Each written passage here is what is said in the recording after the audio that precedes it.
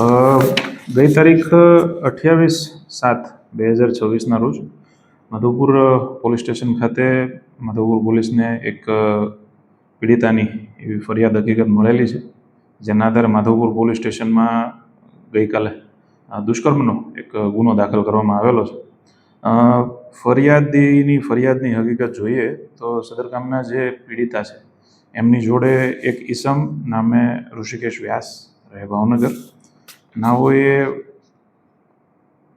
Meditation કેમ્પમાં પરિચય કેળવી એમને લગ્ન કરવાની લાલચ આપી પોતાની વાતોમાં ભોળવેલા છે અને પીડિતાને લગ્ન કરવાની લાલચ આપી ભોળવી એમને વિશ્વાસમાં લઈ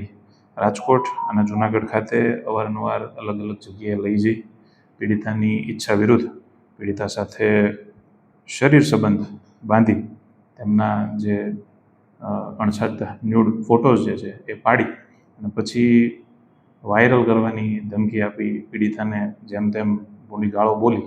આ કામના આરોપીએ ગુનો કરેલો છે, જે સંબંધની ફરિયાદ ગઈકાલે માધવપુર પોલીસ સ્ટેશન ખાતે દાખલ કરવામાં આવેલી છે. આરોપી અને ફરિયાદી આશરે સવા દોઢ વર્ષ પહેલાં માર્ચ 2025માં એક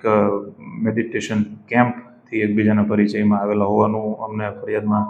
અને તપાસ દરમિયાન જાણવા મળેલ છે. હાલ માધવપુર પોલીસે સદર ગામના જે આરોપી છે ઋષિકેશ વ્યાસ એમની અટક કરેલા છે. આરોપીએ જે જગ્યાએ પીડિતાને લઈ જઈ દુષ્કર્મ કરેલું છે તે જગ્યાની અને એને લગત જે પણ કોઈ પુરાવાઓ છે ટેકનિકલથી માંડીને દસ્તાવેજી એ મેળવવાની કાર્યવાહી હાલ ચાલુ છે.